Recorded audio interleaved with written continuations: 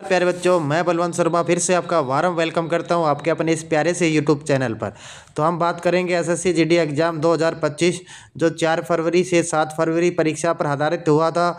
उससे बेस पर 15 नंबर आपको पक्के करने हैं। तो जीके जीएस के मैं इंपॉर्टेंट क्वेश्चन लेके आया हूं जो आपके लिए 10 फरवरी से 25 फरवरी वाला एग्ज़ाम है उसमें इम्पोर्टेंट रोल निभाने वाले हैं। यानी वही टॉपिक मैं लेके आया हूँ जहाँ से 101% क्वेश्चन आएंगे। तो प्यारे बच्चों, क्लास को लाइक करें, शेयर करें और जिन्होंने अभी तक चैनल को सब्सक्राइब नहीं किया है वो चैनल को सब्सक्राइब करें। तो बढ़ते हैं पहले टॉपिक की ओर। पहला टॉपिक हमारा ये रहा, भारतीय संविधान से जुड़े कुछ सवाल ये रहे, क्योंकि भारतीय संविधान से 2 क्वेश्चन हमेशा आ रहे हैं। तो भारत संविधान कब लागू हुआ था? 26 जनवरी 1950 को। संविधान सभा ने संविधान को कब अंगीकृत किया था? तो प्यारे बच्चों, ये 26 नवंबर 1949 को अंगीकृत किया था। संविधान सभा के अध्यक्ष कौन थे? ये थे डॉक्टर राजेंद्र प्रसाद। संविधान सभा की पहली बैठक कब हुई थी? 9 दिसंबर 1946 को। संविधान सभा के प्रारूप समिति के अध्यक्ष कौन थे? डॉक्टर भीमराव अंबेडकर। ये क्वेश्चन 7 फरवरी को जो सेकंड शिफ्ट हुई थी उसमें आया हुआ क्वेश्चन था। तो बढ़ेंगे अगले क्वेश्चन की ओर। ये रहा अगला क्वेश्चन आपकी स्क्रीन के ऊपर। तो ये बताइएगा, संविधान सभा के प्रारूप समिति में कितने सदस्य थे? ये क्वेश्चन भी आया हुआ है, 7 सदस्य। संविधान सभा की मूल प्रति कहाँ रखी गई है? तो ये महाराज बाड़ा स्थित सेंट्रल लाइब्रेरी में। संविधान दिवस कब मनाया जाता है? 26 नवंबर को। हेराल्ड डोमर मॉडल की प्रस्तावना क्या बताती है? संविधान जनता के लिए है और जनता ही अंतिम संप्रभु है। तो ये भी आपके आया हुआ क्वेश्चन है, 6 फरवरी को ये क्वेश्चन आया था। तो इसको भी आप नोट डाउन कर लीजिएगा प्यारे बच्चों। और जो मैं ये क्वेश्चन है सारे के इंपॉर्टेंट क्वेश्चन है, अगर आप ये क्विक रिवीजन कर लेते हो तो आपके मैं कहता हूँ 15 नंबर 101% श्योर है। बढ़ेंगे अगले क्वेश्चन की ओर। भारतीय संविधान के कुछ महत्वपूर्ण अनुच्छेद के बारे में बात कर लेते हैं। अनुच्छेद 12 हमें क्या बताता है? राज्य की परिभाषा के बारे में बताता है, यानी डेफिनेशन ऑफ स्टेट के बारे में अंगीकृत करता है। अनुच्छेद 14 हमें क्या बताता है? समानता का अधिकार, यानी सभी को समान अधिकार है, इक्वलिटी का अधिकार है। अनुच्छेद 19 क्या बताता है? स्वतंत्रता का अधिकार हमें बताता है। बात करेंगे अनुच्छेद 21 की प्यारे बच्चों, तो जीवन और व्यक्तिगत स्वतंत्रता के बारे में बताता है ये। अनुच्छेद 32 क्या कहता है? संवैधानिक उपचार का अधिकार। और अनुच्छेद 44 क्या बताता है? समान नागरिक संहिता का अधिकार। अनुच्छेद 376 ये आपके एग्जाम में आ सकता है, जम्मू और कश्मीर की विशेष अधिकार है ये। फिर बच्चों, अगर आपको दिक्कत आ रही है तो इसका स्क्रीनशॉट ले लीजिएगा ताकि आप इसका क्विक रिवीजन कर सको। और जिनका 10 फरवरी से 25 फरवरी को एग्ज़ाम है वो ज़रूर इसका रिवीजन करें, क्योंकि ये इंपॉर्टेंट रहने वाला है। आपके लिए मैं लेके आया हूँ बड़े ही इंपॉर्टेंट क्वेश्चन। बढ़ेंगे आगे। अनुच्छेद 51 क्या बताता है? नागरिकों के कर्तव्य के बारे में बताता है। अनुच्छेद 25 क्या बताता है? धर्म की स्वतंत्रता के बारे में बताता है। अनुच्छेद 14 उपराष्ट्रपति की भूमिका, जो मैं इंपॉर्टेंट बता रहा हूँ उस पर ध्यान दें, ये इंपॉर्टेंट रहने वाला है, उपराष्ट्रपति की भूमिका। अनुच्छेद 80 हमें क्या बताता है? राज्यसभा के सदस्य के बारे में बताता है। अनुच्छेद 124 हमें बताता है सर्वोच्च न्यायालय का गठन के बारे में। अनुच्छेद 155 राज्यपाल की नियुक्ति के बारे में हमें बताता है। अनुच्छेद 368 संविधान में संशोधन जो होता है उसके बारे में हमें बताता है। अनुच्छेद 360 आपातकालीन की स्थिति के बारे में, यानी कहीं भी आपातकालीन की स्थिति लग जाती है तो अनुच्छेद 366 हमें बताता है। उसके बाद बात करते हैं संघ लोक सेवा आयोग से जुड़े कुछ अनुच्छेद, यानी ये भी हमारे इम्पोर्टेंट रहने वाले हैं। अनुच्छेद 51 315 क्या बताता है? अनुच्छेद 315 क्या बताता है? संघ और राज्यों के लिए लोक सेवा आयोग के बारे में बताता है। अनुच्छेद 316 क्या है? लोक सेवा आयोग के सदस्यों की नियुक्ति और कार्यकाल के बारे में बताता है। अनुच्छेद 317 लोक सेवा आयोग के सदस्य को हटाना और निलंबित करना बताता है। भाई ये निलंबित है, भाई ये निलंबित नहीं है, ये निलंबित है, इसको करेक्ट कीजिएगा, ये हमारा निलंबित है। ठीक है। अनुच्छेद 318 हमें बताता है लोक सेवा आयोग के सदस्यों के कर्मचारियों की सेवा की शो के बारे में नियम बनाने की शक्ति को बताता है। बात करेंगे आगे अनुच्छेद 319 की, लोक सेवा आयोग के सदस्यों द्वारा सदस्य न रहने पर पद धारण करने का प्रतिषेध कौन बताता है हमें? अनुच्छेद 319 बताता है प्यारे बच्चों। अब बात करेंगे अनुच्छेद 320 की। ये लोक सेवा आयोग के कार्य के बारे में बताता है। अनुच्छेद 321 लोक सेवा आयोग के कार्यों का विस्तार करने की शक्ति के बारे में हमें बताता है। अनुच्छेद 322 लोक सेवा आयोग के खर्च के बारे में हमें बताता है। अनुच्छेद 323 लोक सेवा आयोग के प्रतिवेदन के बारे में हमें बताता है। बढ़ेंगे अगले क्वेश्चन की ओर, और ये रहा अगला। यहाँ से क्वेश्चन आ रहा है, कन्फर्म आ रहा है प्यारे बच्चों, ये शास्त्रीय नृत्य। शास्त्रीय नृत्य से एक क्वेश्चन हमारा कन्फर्म आ रहा है, यानी आपके एक क्वेश्चन से 2 नंबर आपके पास, क्योंकि एक क्वेश्चन एसएससी जीडी में 2 नंबर का आता है। तो भरतनाट्यम तमिलनाडु का है जी, कुचिपुड़ी आंध्र प्रदेश का है, कथकली की बात करें तो केरल का है, कथक की बात करें उत्तर भारत यानी उत्तर प्रदेश का है। कहाँ का है जी? उत्तर प्रदेश का है जी, बिल्कुल, बहुत बढ़िया। मोहिनीअट्टम की बात करें तो ये हमारा केरल का है जी। ये क्वेश्चन आया हुआ है, 6 फरवरी को एग्जाम हुआ था, 3rd शिफ्ट में आया हुआ है। मणिपुर का है। ओडिशा का है। इसके अलावा बात करें एक सत्रिया डांस के बारे में, ये अगर सत्रिया की बात करें तो ये हमारा कहाँ का है जी? ये हमारा असम का है। कहाँ का है जी? असम का है। तो ये भी हमारा इंपॉर्टेंट है। भरतनाट्यम तमिलनाडु का, ये आपके 5 फरवरी को जो 1st शिफ्ट एग्जाम हुआ था उसमें आया हुआ है। तो इनका लीजिएगा, यहाँ से एक क्वेश्चन पक्का आएगा और आपके 2 नंबर कन्फर्म हो रहे हैं। बढ़ेंगे अगले टॉपिक की ओर। अगले टॉपिक ये रहा फिर बच्चों। अब संसद से जुड़े कुछ अनुच्छेद के बारे में पढ़ लेते हैं, क्योंकि संविधान से रिलेटेड हमने पढ़ लिए, अब लोकसभा से रिलेटेड भी पढ़ लिए। अब संसद से जुड़े अनुच्छेद के बारे में हम पढ़ लेते हैं, क्योंकि अनुच्छेद से रिलेटेड 2 क्वेश्चन आ रहे हैं। तो अनुच्छेद 79 हमें बताता है संसद का गठन के बारे में। अनुच्छेद 80 हमें राज्यसभा की संरचना के बारे में बताता है। अनुच्छेद 81 हमें क्या बताता है? लोकसभा की संरचना के बारे में। अनुच्छेद 89 हमें क्या बताता है? राज्यसभा का सभापति होने के बारे में बताता है। और अनुच्छेद 93 हमें क्या बताता है? लोकसभा के अध्यक्ष के बारे में बताता है।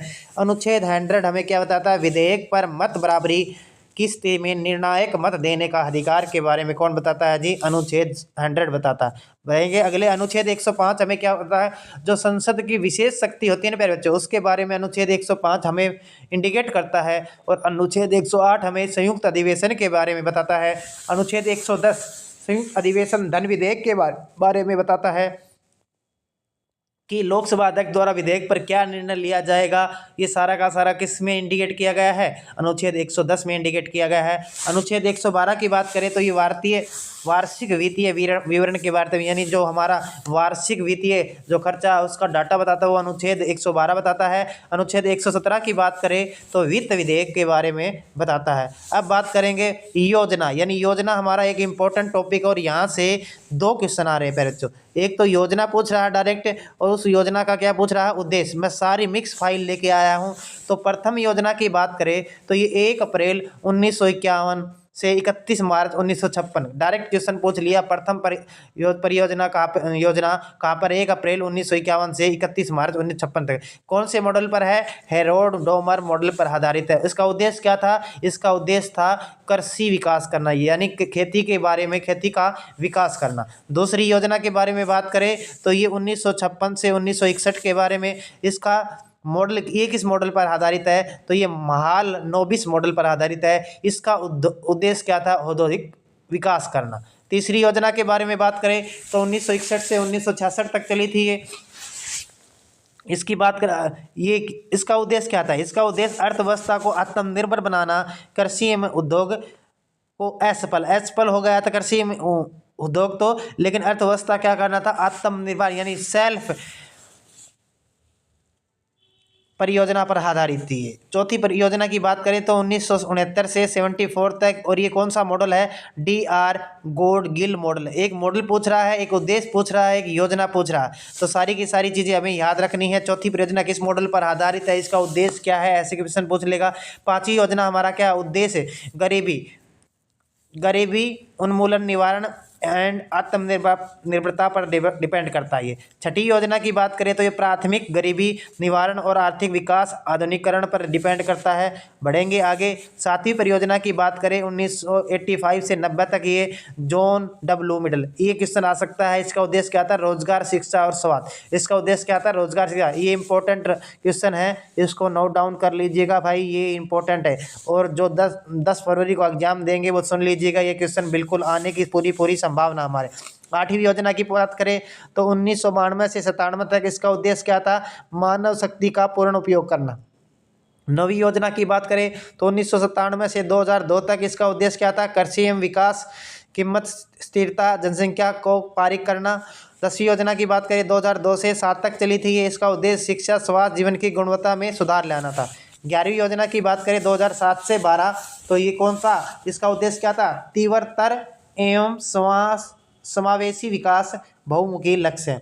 12वीं योजना की बात कर लेते हैं 2012 से 2017 के बीच में चली थी। ये उद्देश्य तीव्र, सतत एवं हानिकारी समावेशी। तो ये योजना से रिलेटेड 2 क्वेश्चन आ रहे हैं, तो यहाँ आपके 4 नंबर पक्का हो रहे हैं। मैंने वादा किया था वीडियो के स्टार्टिंग में कि आपके 15 नंबर पक्के करवाऊंगा, तो पक्के करवाऊंगा। अगर आप ये वीडियो देख लेते हो तो बिल्कुल 15 नंबर आपके पक्के होने वाले हैं। और एक बात ये है कि अगर वीडियो लाइक पसंद आ रही है, लाइक आ रहे हैं, मेरे द्वारा पढ़ाया का कंटेंट अच्छा लग रहा है, तो वीडियो को लाइक करें, शेयर करें, और अभी तक जिन्होंने चैनल को सब्सक्राइब नहीं किया है वो चैनल को सब्सक्राइब कर दे। बढ़ेंगे अगले क्वेश्चन की ओर। ये रहा, यहाँ से भी एक क्वेश्चन आ रहा है, यानी क्रांति से रिलेटेड हमारा एक क्वेश्चन आ रहा है। गेहूं उत्पादन किससे है? हरित क्रांति से रिलेटेड। किससे है जी? हरित क्रांति से रिलेटेड बात करें। कब है ये? 1965 में। दुग्ध उत्पादन की बात करें, श्वेत क्रांति 1970, ये क्वेश्चन आ चुका है। ये क्वेश्चन आ चुका है। अंडे उत्पादन रजत क्रांति से। आलू उत्पादन गोल क्रांति से रिलेटेड है। जूट उत्पादन की बात करें तो ये गोल्डन फाइबर क्रांति से रिलेटेड है। बढ़ेंगे अगले क्वेश्चन की ओर। और ये रहा अगला क्वेश्चन आपके स्क्रीन पे। भारतीय मूल संविधान के कुछ महत्वपूर्ण जानकारियां और है। संविधान किसने लिखा था? डायरेक्ट क्वेश्चन पूछ लिया आपसे, संविधान किसने लिखा था? तो ये लिखा था प्रेम बिहारी नारायण रायजाद ने संविधान के बारे में लिखा था। संविधान बनकर कब तैयार हुआ? तो संविधान हमारा कब बनकर तैयार हुआ प्यारे बच्चों? संविधान की बात करें तो संविधान 26 नवंबर 1949 को बनकर तैयार हुआ था। और संविधान लागू कब हुआ था? ये 26 जनवरी 1950 को लागू हुआ था। संविधान सभा का गठन कब हुआ? ये 6 दिसंबर 1946 को हुआ था जी। संविधान सभा की प्रथम बैठक 9 दिसंबर 1946। 9 दिसंबर 1946 को। संविधान सभा की द्वितीय बैठक 11 दिसंबर 1946 को। संविधान सभा का तृतीय बैठक 13 दिसंबर 1946 को। ये सारे के सारे इंपॉर्टेंट क्वेश्चन हैं जो मेरे को लग रहे हैं कि आगामी आने वाली शिफ्ट में आ सकते हैं। इसके लिए ही मैं आपके लिए क्वेश्चन लेके आया हूँ। संविधान की ज्यामितीय सजावट की बात करें तो ये आपका कहाँ किसने की थी? राम मनोहर ने की थी। किसने की थी जी? राम मनोहर ने की थी। उसके बाद में बात कर लेते हैं किसकी जी? संविधान पे किसने हस्ताक्षर किए थे? टोटल हस्ताक्षर कितने थे हमारे? 284। और संविधान सभा में कितनी महिलाएं थी? संविधान सभा में कितनी महिलाएं थी जी? 15 महिलाएं थी। कितनी महिलाएं थी जी? 15 महिलाएं थी। 15 महिलाएं थी। उसके बाद में बात कर लेते संविधान सभा में मुस्लिम महिलाएं कितनी थी? तो मुस्लिम महिला का नाम था बेगम एजाज रसूल। और संविधान में पहले हस्ताक्षर किसने किए थे? डॉक्टर राजेंद्र प्रसाद ने। संविधान में कुल पेज कितने हैं जी? 251 पेज है। संविधान में अनुसूची की बात कर लेता है तो 8 अनुसूची है। संविधान के भाग की बात करेगा तो 22, यानी इन दोनों क्वेश्चनों में से एक क्वेश्चन आपके आ सकता है। संविधान में कितने अनुच्छेद है? 395 अनुच्छेद है। और संविधान का टोटल खर्चा अपना कितना आया था? संविधान बनाने में जब टोटल खर्चा लगा था 63,96,729 रुपये का लगा था। संविधान में कुल शब्द कितने हैं? और कुल शब्द की बात करें तो बताइए कितने? 1,17,369 शब्द है। अगर इसके अलावा मैंने मैथ के कुछ इंपॉर्टेंट टॉपिक डाल दिए, मैथ के भी मैंने इंपॉर्टेंट टॉपिक डाल दिए हैं जी। मैथ के वहाँ से क्विक रिवीजन कर लिए जो टॉपिक आपके आगामी आने वाली शिफ्ट में जहाँ जिन टॉपिकों से आ रहे बस क्विक रिवीजन करना, टाइम को बचा के रखना प्यारे बच्चों। इसके अलावा जीके जीएस के मैंने इंपॉर्टेंट टॉपिक मैं डाल दूंगा। रीजनिंग के भी इंपॉर्टेंट टॉपिक, जिसने मेरी पुरानी वीडियो नहीं देखी वो पुरानी वीडियो जाकर अपना एग्जाम बेहतरीन तरीके से दे सकता है, जाकि आगामी आने वाले विद्यार्थी तो 20 से 25 नंबर का फायदा हो सके और ये 20 और 25 नंबर आपका सिलेक्शन। तो प्यारे बच्चों कोई भी नई अपडेट आएगी तो हम फिर से हाजिर होंगे। तब तक के सभी विद्यार्थियों को जय श्री राम।